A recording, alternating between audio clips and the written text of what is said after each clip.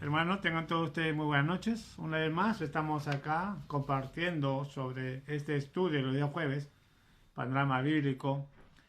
Y hoy vamos a continuar ya con el libro del Éxodo.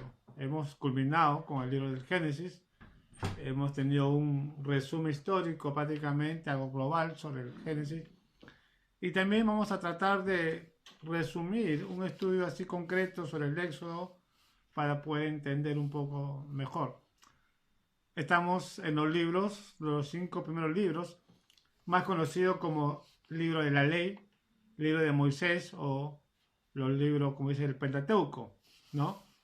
Los Pentateucos sabemos que esos 5 libros fueron escritos por Moisés justamente con la finalidad de que el pueblo de Israel puedan conocer más sobre ese Dios maravilloso y tomarlo como un libro o como un manual de instrucción para su vida. Ahora, ¿por qué el Génesis habla sobre el comienzo de la historia? ¿Qué tiene que ver el Génesis con la relación personal con las normas que debe tener Israel? Es mucho porque lo que el autor quiere mostrar justamente al pueblo de Israel es un Dios que soberano, el Dios creador de los cielos. Es por eso que cuando empieza el Pentateuco con el nombre, con ese título de Génesis, significa el comienzo de la era, el comienzo de la historia, tanto de la creación como de las naciones y también del pueblo de Israel, el pueblo de Dios. Dios tiene un propósito. Entonces, lo que el autor hace es hacerle manifestar quién es Dios, ¿no? Porque sabemos que en el tiempo ya cuando cuando los hebreos comenzaron a multiplicarse, estaban justamente pues los egipcios y habían otros pueblos también lejanos que cada uno tenían sus dioses y cada uno pues manifestaban según su punto de vista. En cuestión de los hebreos, no es tanto lo que ellos van a hablar o opinar según su punto de vista, sino es que el mismo Dios se manifiesta mostrándole su poder y su propósito con la humanidad, ¿no? Eso pues escribió justamente el Pentateuco. Ahora vamos a entrar con el libro del Éxodo, Éxodo más conocido como la salida, justamente, ¿no? Entonces, para tomar este curso vamos a orar para que sea el Señor el que nos guíe. Oremos, hermano.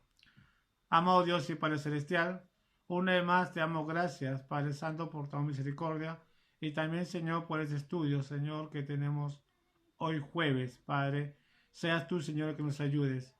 Señor, gracias por todo, Padre Santo, y ayúdanos a entender y conocer más de ti, Señor, por medio de tu palabra. En nombre de Jesús, danos gracias por todo. Amén.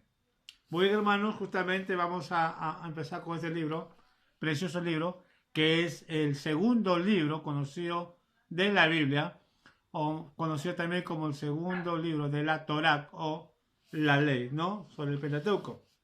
Ahora, el Éxodo, que significa salida, la idea principal o el tema principal sobre este maravilloso libro se trata sobre la redención y la rebelión, perdón, la revelación de Dios hacia su pueblo, ¿no?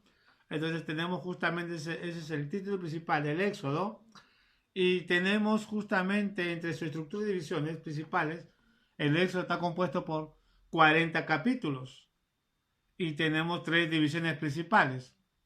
Eso debemos entender. Para poder conocer el libro, para poder entender cada libro, tenemos que entender y buscar cuál es el propósito del escritor base a este libro, ¿no? Entonces ya hemos visto justamente, el propósito justamente es ver la redención y la revelación de Dios y tenemos 40 capítulos, en la cual de estos 40 capítulos hay 3 divisiones principales. Vamos a comenzar a dividir justamente la Biblia, no vamos a hablar mucho de la Biblia porque esto es algo histórico, pero sí queremos entender, aprender un poco más, ¿no? Entonces tenemos justamente en el capítulo 1 del Éxodo, vamos a poder entender justamente que habla sobre lo que es el cautiverio. Habla de lo que es el cautiverio. Y ahí vemos justamente los hebreos en Egipto, perdón, la nación se multiplica. Vemos también el llamamiento de Moisés, vemos las 10 plagas y el poder de Dios justamente. Estas cosas se ven justamente en el capítulo 1 al 11. Ahí tenemos la primera división, es el cautiverio justamente del pueblo de Israel. En el capítulo 12 al 18 tenemos la segunda división, es la redención, Tenemos la muerte de los primogénitos, tenemos la Pascua, tenemos la salida, el cruce del Mar Rojo, tenemos también la nube y la columna de fuego y el maná. Esa segunda división vemos justamente, habla del capítulo 12 al capítulo 18. Y la tercera división, ¿no? Tenemos justamente lo que es la revelación de Dios. Ahí vemos justamente el pacto de Dios con Israel. Vemos ahí también la ley mosaica. Vemos también el Shabbat o el sábado, como muchos lo conocen, ¿no? El día de reposo. Vemos también los mandamientos, la ley civil y el tabernáculo. Vemos también el becerro de oro y la gloria de Dios. Justamente vamos a ver también, vamos a explicar sobre la idolatría, sobre ese becerro que Israel había creado justamente por mano de Aarón, porque le indulcieron que haga, y después vamos a ver eso, ¿no? Entonces tenemos las tres divisiones principales, donde todo el Éxodo, y ahí resumen a los 40 capítulos. Y esos 40 capítulos también tenemos justamente personajes claves, tenemos palabras clave, y vamos a ver el concepto clave. Primeramente, los personajes clave que tenemos vemos en el Éxodo, tenemos a tres personas claves. Sabemos que el Éxodo hay muchos personajes, pero de los principales se habla de Moisés, de Aarón y de Faraón, ¿no? Vemos ahí los tres personajes clave. Y la palabra clave que se encuentra en este precioso libro, que es el Éxodo, tenemos lo que es la redención, la revelación y la ley de Dios, ¿no? Ahí tenemos la palabra clave y el concepto clave principal de todo el Éxodo. Tenemos Dios como redentor, ¿no? Nuestro redentor es Dios, el que nos cuida, ¿no? Él siempre será nuestro redentor, nuestro escudo y protector, ¿no? Y ese es el concepto clave del Éxodo, justamente, ¿no? Dios como redentor. ¿Por qué? Porque vemos justamente cómo desde que el pueblo de Israel sale, vemos cómo Dios protege a su pueblo, ¿no? Cumpliendo la promesa que ya había hecho hacia su siervo Abraham, ¿no? A su siervo Abraham, ¿no? Y ahí vemos justamente cómo Dios cumple con su promesa justamente cuando Él lo hace, ¿no? Y ahí vemos justamente, entonces, todo eso se basa en lo que Dios libera a Israel. Muy bien, ahora vamos a hablar un poco más, resumir la historia un poco, y vamos a globalizar sobre lo que habla el cautiverio, que es del capítulo 1 al capítulo 11, ¿no? Ahora, entendamos justamente que cuando Dios hizo pacto con Abraham, le informó en un sueño que su descendencia, o sea, a Israel, el pueblo de Israel, sería esclavo de un país extranjero durante 400 años, por él, 400 años, pero que él sacaría fuera de la tierra de la servidumbre a su pueblo, a la descendencia de Abraham. ¿Dónde tenemos esto justamente? Vamos a ir a Génesis capítulo 15, recordando un poquito, Génesis capítulo 15, versículo 12.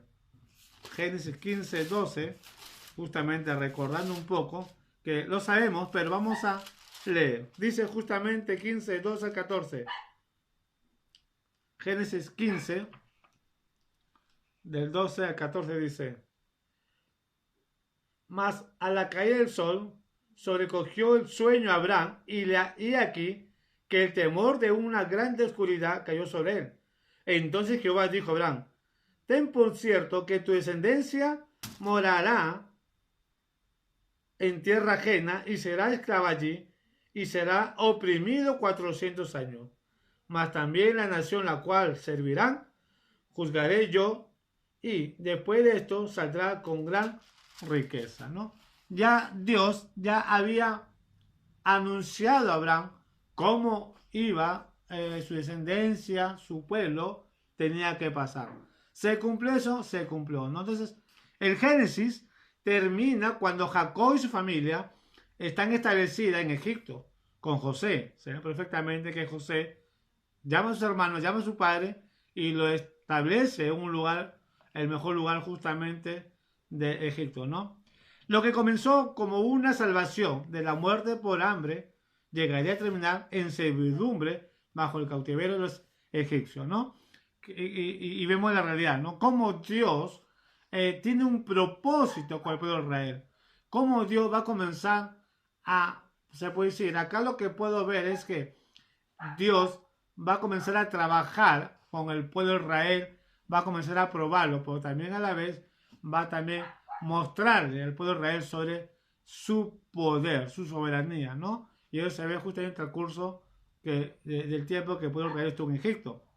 Ahora, durante los 400 años que estuvieron en Egipto, los hebreos llegaron a ser una nación muy numerosa, pero a la vez se acabaron por ser esclavos de Faraón. Y es cierto, Israel comenzó a incrementarse, comenzó a crecer cada día más, pero a la vez ellos ya no estaban prácticamente como visita especial, como fueron los hermanos de José, sino que ya ellos iban a ser esclavos del faraón, porque el faraón tenía cierto temor justamente que si los hebreos aumentaran, que iba a pasar, se podían unir a sus enemigos y ellos podían ser derrotados. Entonces la manera que tenían que hacer es esclavizar al pueblo de Israel. Muy bien, la servidumbre bajo la esclavitud de Egipto significaba servidumbre al pecado, porque en la escritura, en las escrituras, Egipto simboliza el mundo y el pecado, ¿no? Entonces, muchos han tomado justamente como este concepto que Egipto es sinónimo del mundo, ¿no? Y del pecado, ¿no? Y vemos ahí que cuando hablamos de Egipto justamente estamos hablando de las cosas del mundo. ¿Por qué? Egipto es un pueblo idólatra, es un pueblo justamente que inmoral, y eso es lo que se ve en el mundo hoy en día, ¿no? Por eso se compara el mundo con Egipto, ¿no? Muy bien.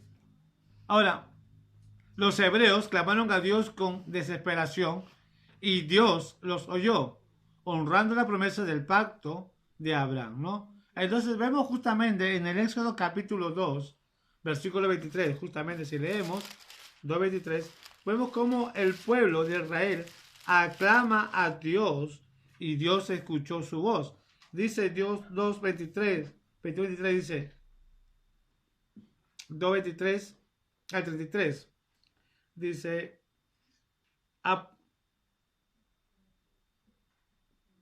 2.23 dice: aconteció que después de muchos días murió el rey de Egipto y los hijos de Israel gemían a causa de servidumbre y clamaron y subió a Dios el clamor de ellos con motivo de su servidumbre. Muy bien, acá justamente vemos de que el pueblo de Israel aclamaban a Dios porque se sentían oprimidos, se sentían prácticamente pues eran esclavos, eran azotados, maltratados por los egipcios, y ver tanta maldad, tanta, se puede decir, injusticia por parte del pueblo de Dios, ellos aclamaron a Dios, ¿no? Y Dios los oyó honrando la promesa del pacto de Abraham, ¿no? Entonces, ¿Dios oyó sus oraciones? Sí. ¿Por qué? Porque ya Dios va a cumplir con lo que le había prometido a Abraham, que hasta cierto tiempo iba a estar en su pueblo, después iba a ser liberado, ¿no? Llamó a un libertador de su pueblo. Eso es lo que hizo Dios. Llamó un libertador. Moisés. Moisés, después de 40 años de preparación del desierto, Dios envió a Moisés delante del faraón con un simple mensaje: deja ir a mi pueblo, ¿no? Entonces, qué interesante cómo Dios prepara a su siervo, cómo Dios va a instruir a Moisés. Moisés, sabemos que por historia fue un hombre que tenía, pues, riqueza, tenía comodidad porque llegó a ser hijo de la hija del faraón, ¿no? Y él tenía la mejor comodidad, pero él decidió justamente, pues, buscar a Dios, como dice Judas, el libro de Judas, si no me equivoco, ¿no? Dejando las cosas materiales por seguir a Dios. Pero para Moisés no fue fácil, porque Dios tuvo que tratar con la vida de Moisés, tuvo que preparar a Moisés, ¿no? Entonces, muchos predicadores toman el ejemplo para cualquier persona que quiere servir a Dios. Primeramente, Dios tiene que preparar, ¿no? Cada siervo de Dios que quiera servir a Dios Todopoderoso tiene que pasar por un proceso de preparación, y el que te prepara es Dios. Ahora tú puedes decir, entonces, ¿para qué voy a prepararse a Dios si voy a pasar por prueba? No es eso. Es porque Dios te quiere moldear y Dios te quiere bendecir. Pero para que tú tengas la bendición maravillosa de Dios, primero tienes que saber, tener madurez de tomar esa bendición de Dios, ¿no? Por eso Dios prepara. Ahora, Faraón rehusó y endureció su corazón. Eso se sabe perfectamente por historia, ¿no? Entonces Dios envió 10 plagas progresivamente severas que culminaron con la muerte de los primogénitos, ¿no? Vemos justamente que Dios mandó 10 plagas, ¿no? Entonces, muchos dicen, ¿por qué 10 plagas? ¿Por qué no Dios solamente en una plaga basta para mostrar al Faraón su poder? ¿Por qué 10 plagas justamente? Y la final termina con la muerte de los primogénitos. Hay que recordar de que los egipcios tenían muchos dioses, pero se dice en la historia que los muchos dioses, habían 10 dioses importantes para ellos. Y había un dios especialmente que trataba de la vida y la muerte. Cuando Dios prácticamente castiga a los egipcios muriendo los primogénitos, es porque Dios quiere mostrar que la vida no depende de otros dioses, sino la vida depende de Él, porque Él es el que nos da la vida, y es por eso de que Dios pone mano dura contra los primogénitos de los egipcios. Ahora, Dios mostró su superioridad absoluta delante de los demás dioses, y eso estamos hablando, y delante del faraón. Dios es el único, no existe, no hay otro Dios, no hay otros señores que nosotros podemos inclinarnos. Dios, el Todopoderoso, como lo conocen los israelitas, con el nombre de Yahweh, como nosotros conocemos Jehová, pero nosotros conocemos que el único Dios, el Creador, que está en la tierra, Él es el único que existe y existirá por la eternidad. No existe. Entonces, Él mostró ante los dioses de los egipcios y ante el faraón, justamente, que Él es superior, ¿no? Y que no hay nada que pueda igualarse a Él, ¿no? Con la última y más severa plaga, que es la muerte, ¿no?, de los primogénitos, el faraón decidió dejar partir a los hebreos. Recién ahí el faraón tomó la iniciativa de dejar ir a su pueblo.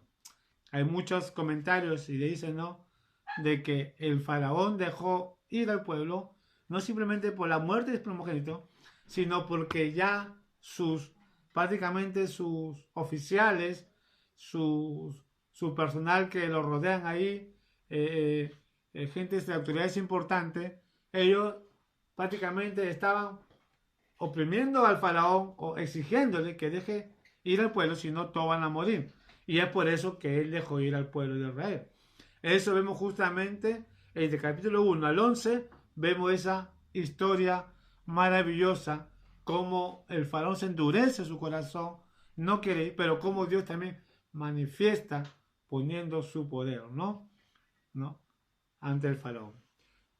En el capítulo 12, el 18, ya de la cautiverio, pasamos lo que es la redención, ¿no? A la redención. Ahora, en el Éxodo 12 está registrada la instrucción de la Pascua.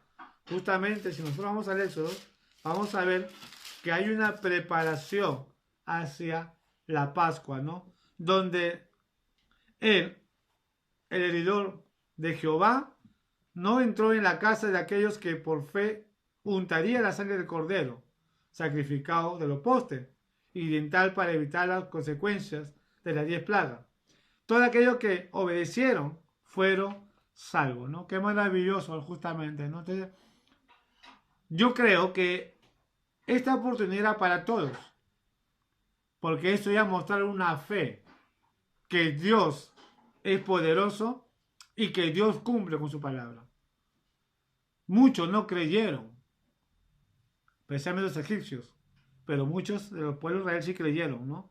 Y eso es una forma de fe, ¿no? Es como lo que tenemos ahora, ¿no? se aplica también a la vida de Jesucristo, ¿no? Jesucristo murió en la cruz, derramó su sangre, ¿no? Para que por medio de él tenga salvación. Entonces, no simplemente por creer, ¿no? Como hacen algunas religiones que dicen, yo creo en Dios. Y algunos dicen, yo creo en Dios de mi manera. Y ahí está el problema. El problema no es creer nuestra manera. El problema, la cosa es, perdón, no el problema, sino, la cosa es creer como Dios quiere. Y la forma como Dios quiere no está por medio de un sacerdote, no está por medio de un hombre, no está por medio de un papa ni del pastor. Como Dios quiere está en la palabra de Dios. En la Biblia está la forma como uno podemos ser salvos, como uno podemos obedecer justamente, ¿no? Igual también como los egipcios, ¿no? Entonces, ellos no obedecieron y sin embargo otros se obedecieron y comenzaron pues a pintar su póster, ¿no? Y ellos tuvieron la salvación. Ahora, Dios milagrosamente guió a los hebreos fuera de Egipto, empezando así el éxodo, la salida de la nación Israel. Por eso se llama justamente éxodo, porque de ahí empieza la salida. Ahí empieza una nueva vida para el pueblo de Israel, ¿no? Dejando atrás justamente Egipto, ¿no? Y va a empezar a la tierra prometida una nueva vida, ¿no? Eso justamente se dice que alrededor de 2 millones de gente, posiblemente 2 millones de gente, salieron de Egipto, ¿no? Qué interesante porque esto muestra justamente nuestras vidas reales, ¿no? El éxodo tiene que ver mucho con nuestra vida, no es simbolización de nuestra vida, ¿no? Entonces nosotros también un tiempo estuvimos en Egipto, ¿no? Que quiere decir el mundo, pero Dios nos sacó de ese mundo lleno de pecado, lleno de maldad, un mundo que nos condena a, se puede decir, a la muerte, pero Dios nos rescató justamente para para un nuevo mundo, ¿no? En la cual nos espera. Ahorita el cristiano, yo lo tomo particularmente, estamos en un proceso de desierto, no como castigo de Dios, sino nuestra vida es como un desierto en la cual estamos siendo probados por Dios, pero va a llegar un momento de que Dios, probado, y también a la vez Dios nos está moldeando justo en nuestra vida, pero va a llegar un momento, la Biblia dice que Cristo viene por la iglesia y nos va a poner a la tierra en la cual ha prometido para la iglesia, ¿no? Donde el mismo Señor Jesucristo, el mismo Dios, va a morar y va a reinar, ¿no? Qué maravilloso justamente es saber que Dios mismo reinará justamente con la iglesia, con su pueblo. Es lo maravilloso que podemos tener, ¿no? Ahora, Dios dividió las aguas del Mar Rojo, permitiendo así a los hebreos cruzar con seguridad el mar. Sin embargo, en el momento en que los egipcios que perseguían a los hebreos entraron, ¿y qué pasó? Las aguas volvieron en su lugar, destruyéndolo, ¿no? Qué triste es ver justamente ellos fueron con una intención de destruir al pueblo de Israel, de querer matar a los hebreos, pero justamente no se percataron o no se dieron cuenta de que Dios lo estaba protegiendo, Dios estaba resguardando, y cuando ellos entraron al mar, vemos justamente por historia, y la Biblia dice justamente de que el mar se juntó y lo destruyó a todos, ¿no?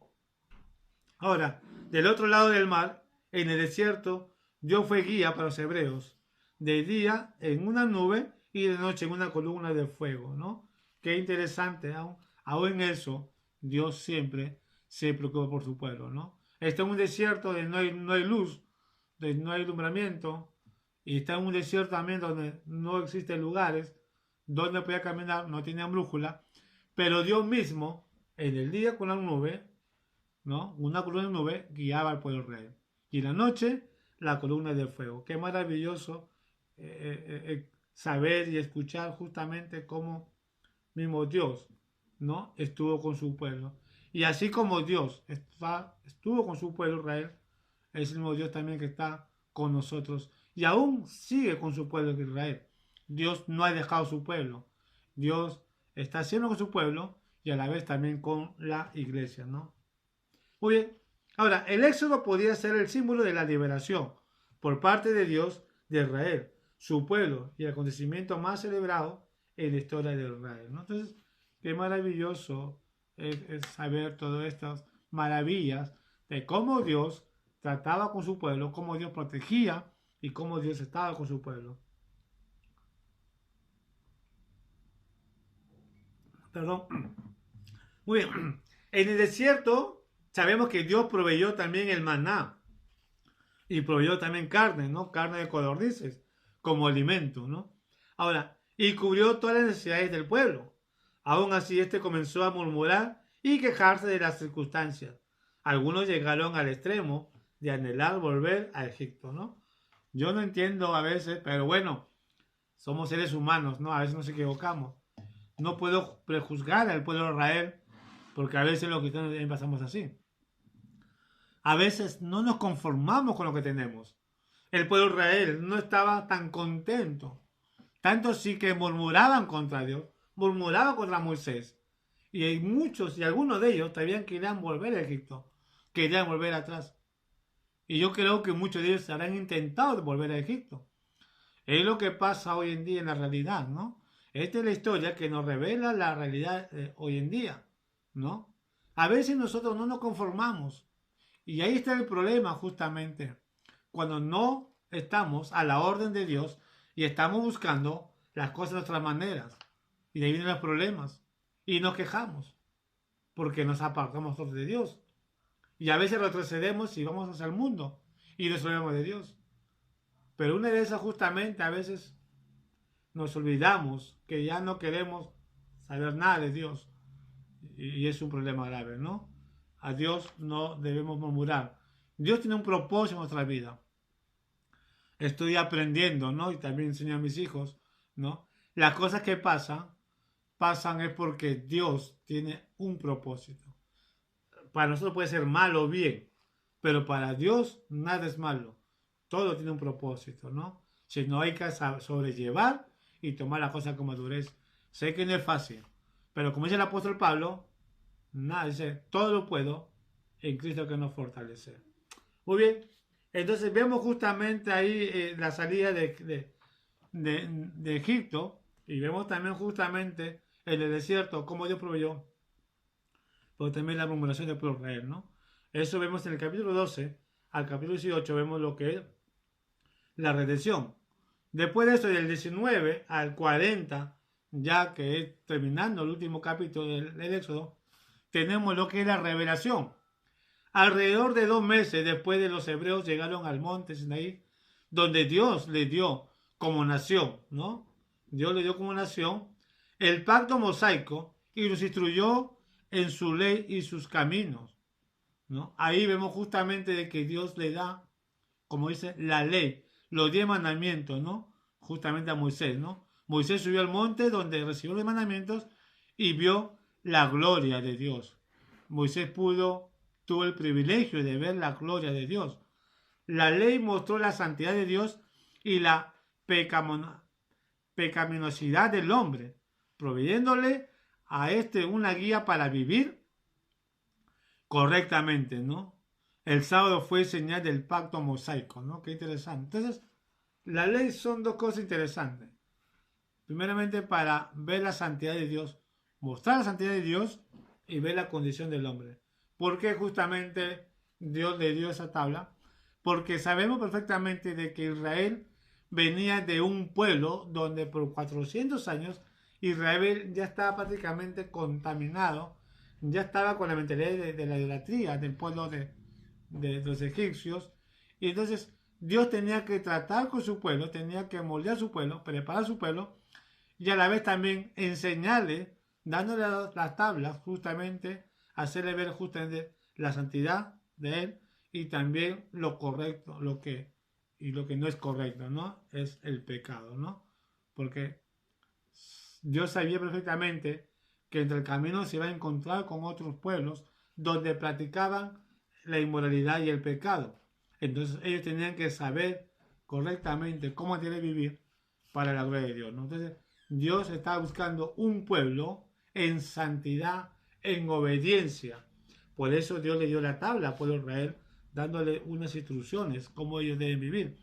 Y el sábado fue la señal del pacto mosaico, ¿no? Entonces, vemos también justamente que dentro de los 10 mandamientos, guardar el sábado.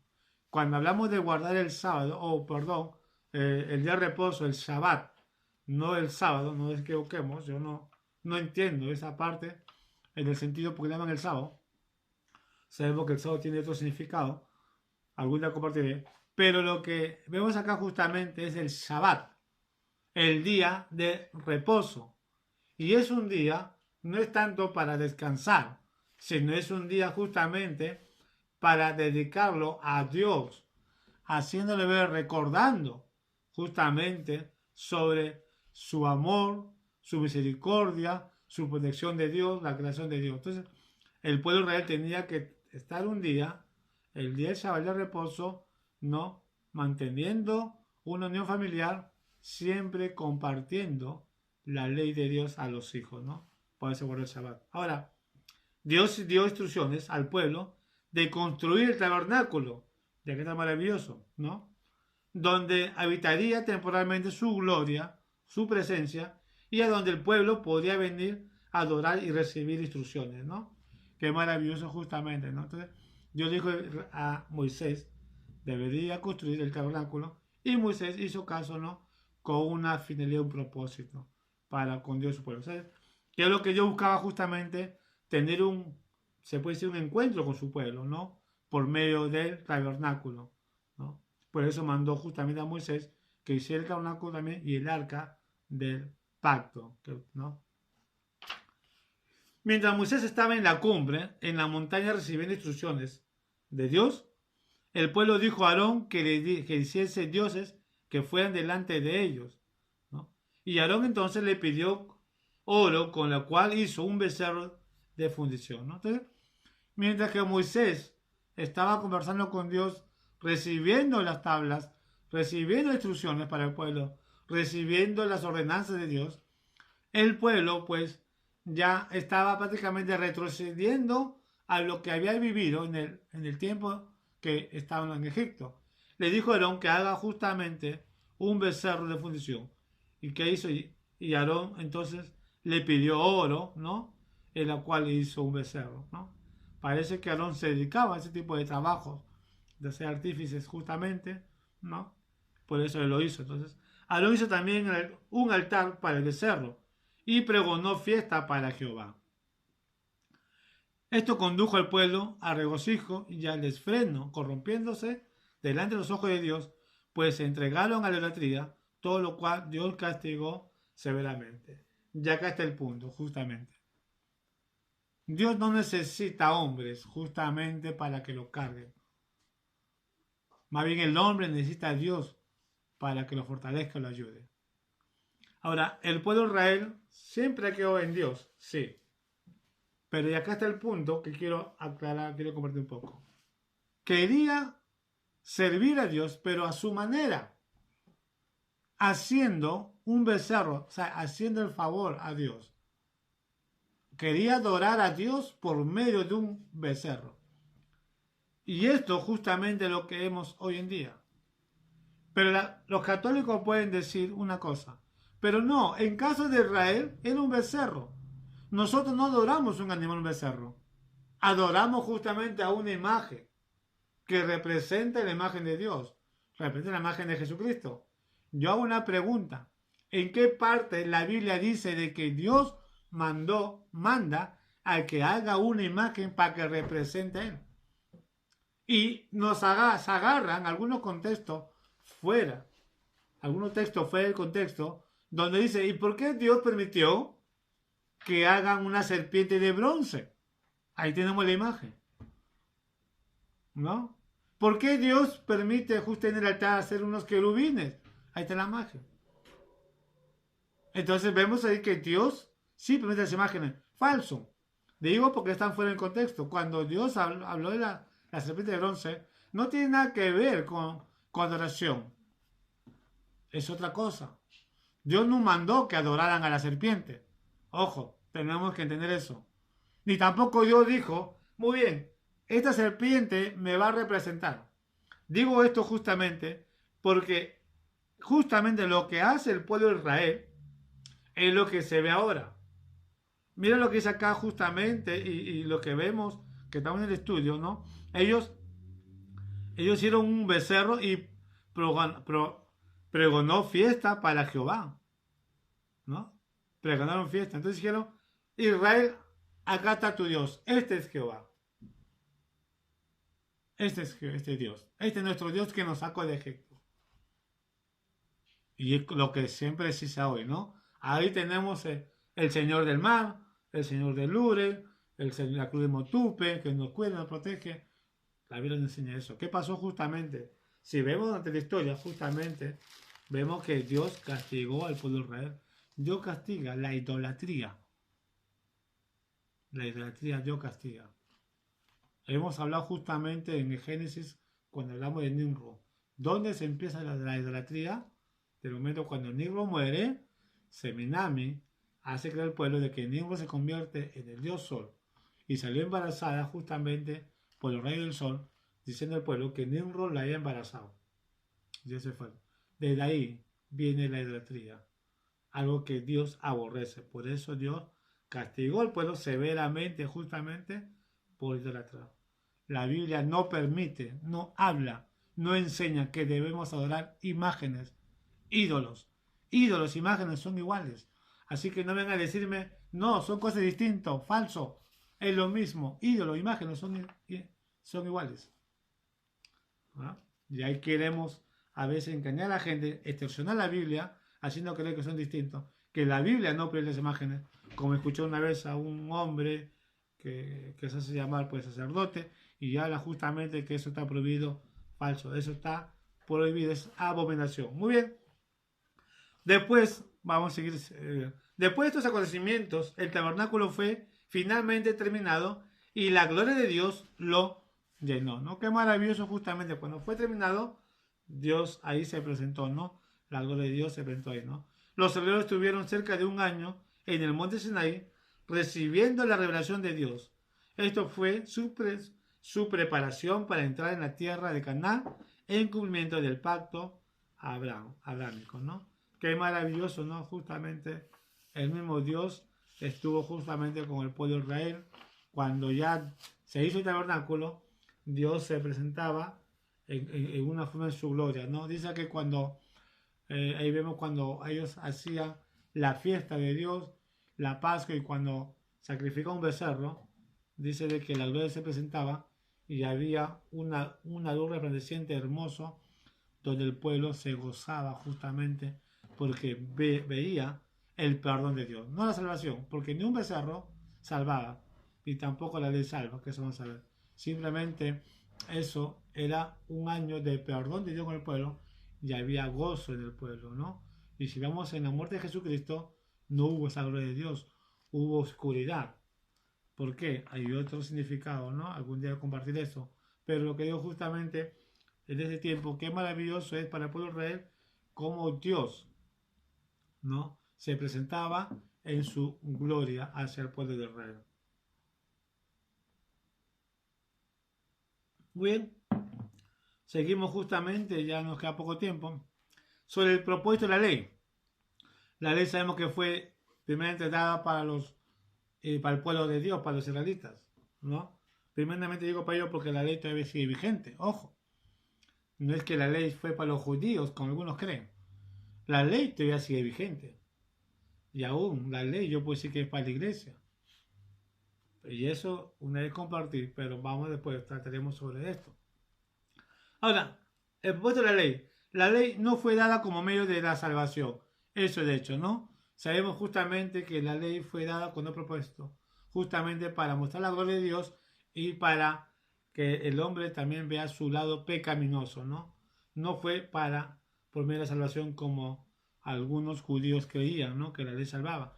Cumpliendo la ley ya era salvo y eso mantenía justamente al tiempo de Jesucristo. La ley se dio a la gente que fue redimida a través del Éxodo y de la Pascua, ¿no? Entonces, la ley justamente parece esa gente justamente que buscaban de Dios, ¿no? Y andaba en la voluntad de Dios, ¿no? La ley también fue diseñada para revelar la santidad de Dios.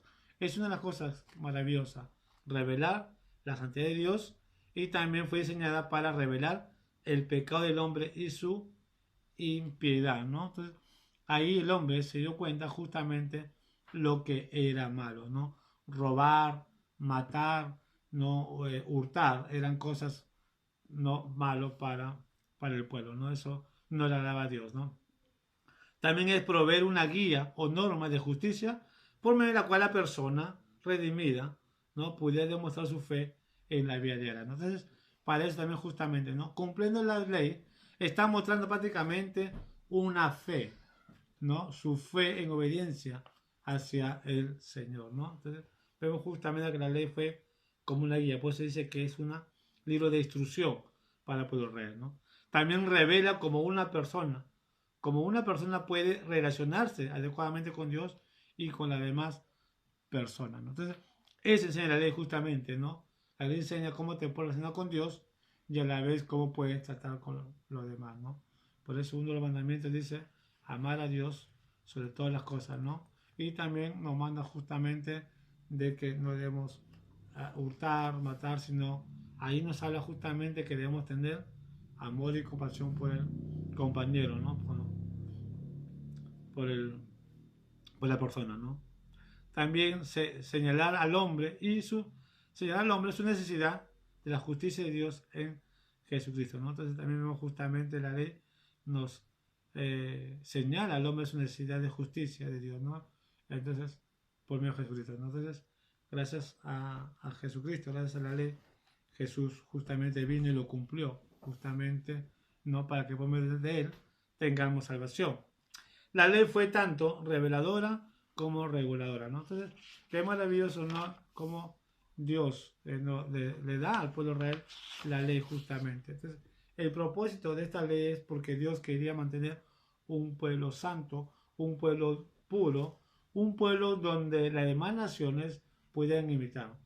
Entonces, Dios quiere usar ese pueblo para que su nombre sea invocado, para que su nombre no sea esparcido entre los demás pueblos, ¿no?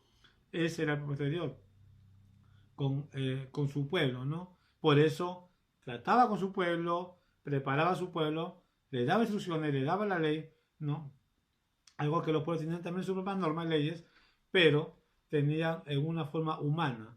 Sin embargo, acá Dios le está dando la forma divina, como debería ser un pueblo para con su Dios, ¿no? Eso es lo que vemos justamente en el Éxodo. Entonces, hay muchas cosas que vemos acá, ¿no? La maravilla de Dios. Ese es nuestro Dios maravilloso, como Dios protege, como Dios justamente guarda y como Dios justamente cuida a su pueblo, ¿no? Entonces, el propósito del libro, el Éxodo, vemos que contiene el relato hecho de Moisés de la milagrosa redención de Israel. Vemos justamente, ¿no? El pueblo de Dios de la servidumbre, el que se encontraba bajo la esclavitud, así como la revelación que Dios hace a sí mismo a su justicia, la cual presenta a Dios como Salvador, ¿no? Entonces vemos justamente cómo Moisés presenta a este Dios justamente, ¿no? Que lo libera, lo rescata, ¿no? Y lo protege de todo momento, justamente dando la salvación, ¿no? Ahora, de acá el punto, el mensaje justamente del Éxodo es el poder redentor de Dios nos libera de la servidumbre del pecado. Esto es lo que nos muestra justamente el Éxodo.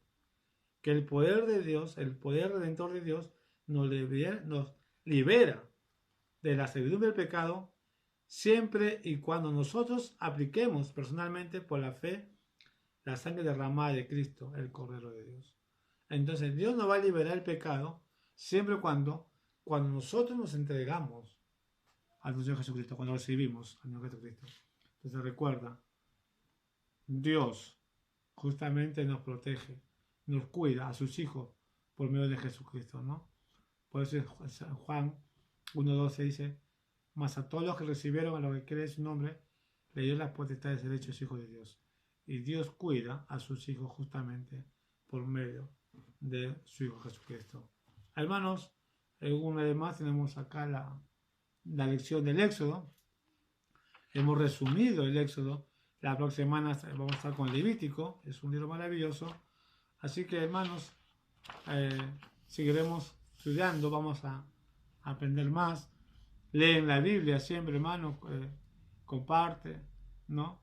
Y más que todos, hermanos, tengamos fe en Dios, en ese Dios protector. Gracias, hermano, además por su tiempo y será hasta otra oportunidad. Para eso vamos a orar. Amado Dios, Padre Celestial, te amo, gracias por todo, mi Dios. Cuídanos, Señor, y protégenos, Padre, en todo momento. Y dejamos, Señor, en tus manos, Señor. Gracias por la lección de esta noche. Y, Señor, pues, enseña que día más, Padre. En nombre de Jesús, te lo pedimos. Amén. Y amén. Hermano, muchas gracias. Dios me lo bendiga grandemente.